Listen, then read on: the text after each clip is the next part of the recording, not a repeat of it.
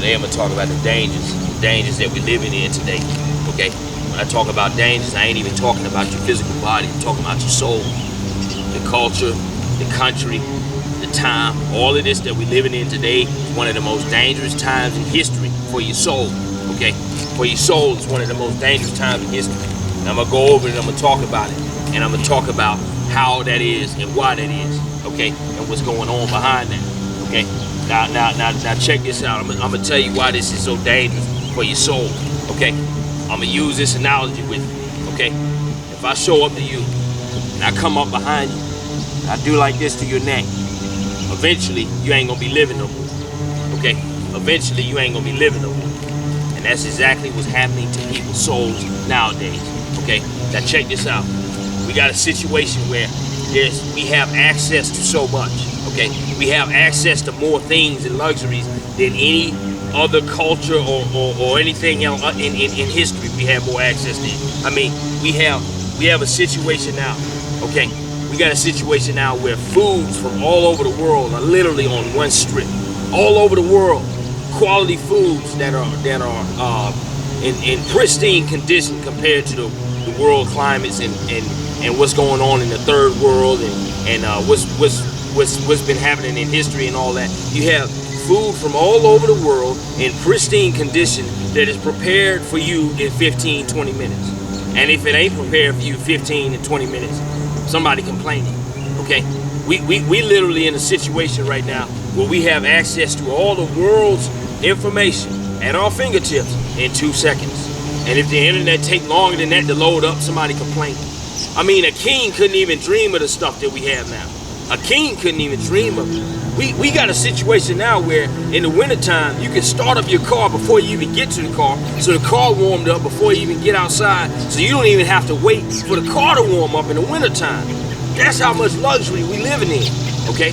And so what's happened is people have become very selfish because of all these things, okay?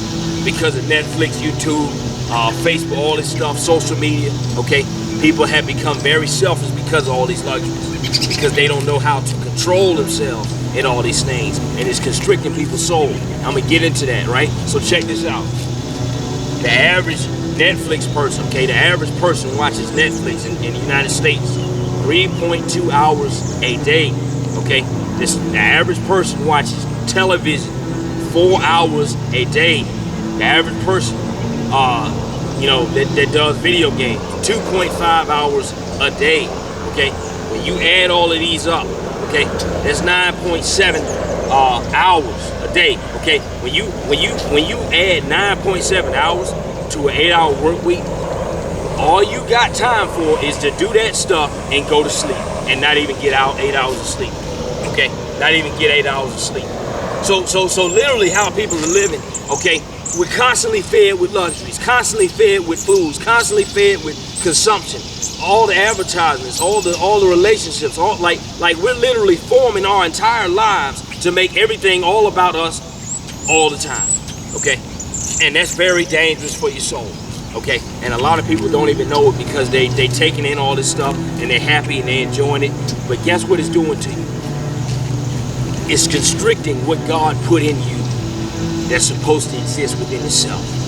You don't have time to be what God created you to be when you're always doing and consuming what man wants you to do and what man wants you to be.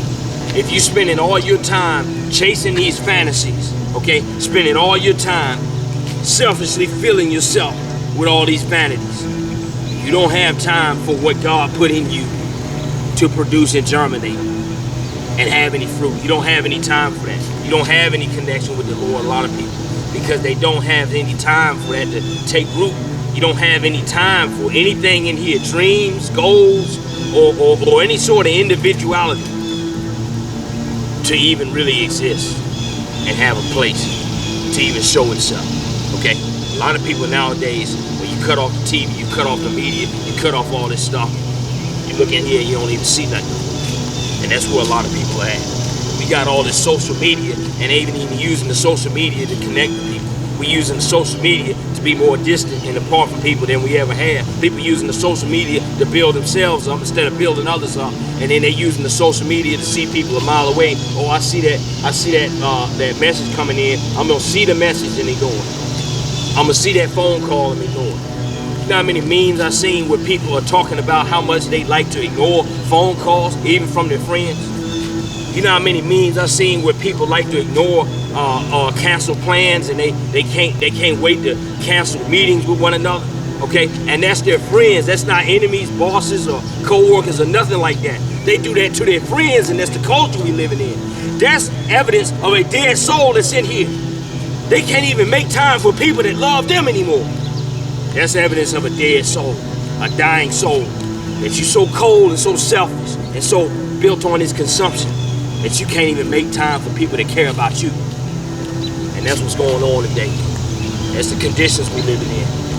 And they make it hard for any sort of fellowship and friendship and any of that stuff to happen, okay? And the people that are hip to this, people that's aware of this, okay, aware that this stuff is going on, a lot of these people want to kill themselves. Some of them people want to kill themselves. Some of the people are reaching out. Some of them are cryptic, okay? Some of these people are sneaking around trying to reach out and trying to figure out a way around this type of thing because they see how lost this world is now with all these luxuries. But if they get caught, check this out, if they get caught reaching out and looking desperate, then the little friends that they have are gonna ignore them, okay? They're gonna ignore them. And a lot of people, they're not gonna feel what I'm saying because they are part of the problem, and their soul is dying within them too as they listen to this message right now. So now check this out. Scripture describes this situation and how it happens. It talks about it in two different places, okay? It talks about it more than two different places, but I'm gonna focus on a particular parable in the Bible, the parable of the seed sower. A lot of people are familiar with the part of the seed sower where the seed is putting the sower is putting the seed out, and then the seed falls in the ground, and some of it falls in hard ground, and the sun burns it up, and the birds eat up the seed. But something I want to focus on in particular, okay, is the part where, and a lot of people don't even focus on this part, right? But there's a part in there where, and it talks about this in Luke 8 and Matthew 13, okay? Now this what happens, right? The plant grows up, and other plants grow around it and choke it out, okay? And check this out. The plant grows up, other plants grow around it and choke it out, okay? Now check this out. The other plants that grow around it are thorns and thistles and choke it out, and it doesn't produce any fruit, okay? Not producing any fruit is a death sentence. When you go down to John 15, okay, Jesus says that the branches that don't produce any fruit, they get cast out, okay? So check this out, okay? Jesus goes and explains what these thorns growing up in Luke 8 and Matthew 13. He explains what it is. He says they're the cares of the world and the deceitfulness of riches. So these cares of the world, okay, these rent prices, these bills you have to pay, the mortgage payment, the car payment, all this stuff. People scramble around working all these hours trying to make sure they're making enough so they can pay all these bills, okay? But check this out. Not only does that constrict you from your soul existing within you, but even when you have a stress-free life, the deceitfulness of riches and the pleasure from riches, the pleasure from this world, and it talks about this in Matthew 13, okay, can constrict your soul also. You gotta be careful about these pleasures that's going on. It constricts your soul. It keeps you from being who you are. How you gonna be who God created you to be when you constantly chasing man? And that's what's going on today. And it's so dangerous that there are people in other countries that are being slaughtered, and their people are being slaughtered, and they're being disowned. Somebody was telling me about this, that they're in a Middle Eastern country and they're Christian, and the people are being slaughtered and so on and so forth, okay? And they came to America and they wanted to go back because this place is so bad for the soul. They rather somebody be killing them every day than to be in America, okay? That's how bad it is here. There are hardcore missionaries in China that are trained to win over the jailers and the people that's getting ready to execute them. Them guys came over here and tried to reach the internet generation. They're like, I don't know what to do. We can't reach these people. That's how bad it is here. And if you ain't aware of the problem, you might be part of it. But if you are aware to it, you are aware of it, you hip to it, you got to do something about it.